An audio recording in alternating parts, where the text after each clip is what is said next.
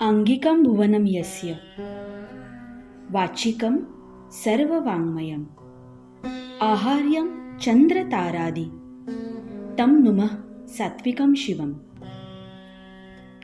अतिशय प्राचीन अशी ग्रंथ साहित्याची परंपरा आशिया खंडामध्ये नांदत आहे. ग्रंथ वाचले नाही तर ज्ञान येणार नाही. या ग्रंथामध्ये काय सांगितलं आहे हे जाणून घेणं महत्त्वाचं. हाच वाचिक खजाना आहे. हे सर्व वाङ्मय आपल्याला तोंडपाठ म्हणजे मुखोद्गत असले पाहिजे, किमान माहीत असले पाहिजे, तरच ते आपल्या मुखातून सरसर बाहेर येईल. हे ज्ञान केवळ मुखोद्गत किंवा माहीत असूनही उपयोग नाही, तर या ज्ञानाची एम्बॉडीमेंट झाली पाहिजे. म्हणजेच या वाचिकाचे अंगिकात रूपांतर झाले पाहिजे. आणि हा विचार फक्त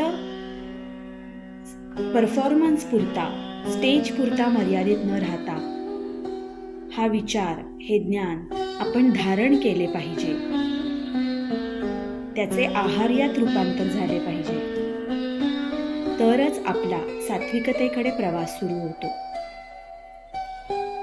अगदी अनादी काळापासून संपूर्ण जगभरातील अभ्यासक या ग्रंथांचा अभ्यास करत आहेत. युरोपीय अभ्यासक आपल्या ग्रंथांचा अभ्यास करून त्यातील भाषा, रूपक, शास्त्र, कल्चर सर्व समजून घेण्याचा प्रयत्न करतात. या शास्त्र ग्रंथांमध्ये असलेलं शिल्पकला, भूमिती, संगीत, नृत्य इत्यादी कला यांचा ते मागोवा घेतात. या सर्व भारतीय शास्त्रीय परंपरा मौखिक परंपरा आहेत. त्या एका पिढीकडून दुसऱ्या पिढीकडे मौखिक पद्धतीने आल्या. परंतु ही मौखिक परंपरा आता लोप पावताना दिसते आणि ग्रंथ अभ्यासाच्या अनास्थेपायी या विद्येची सात्विकता हरवली की काय असे वाटते. याचे एकमेव कारण म्हणजे सामाजिक विषमता आणि समाज पुरुषाचे शैक्षणिक अभिसरण. यासाठी अभिजनांनी, कलाकारांनी, बुद्धिवंतांनी अभ्यासपूर्ण व्याख्यानं, प्रशिक्षण शिबिरं घेऊन या कलेचे, ज्ञानाचे पुनरुज्जीवन केले पाहिजे.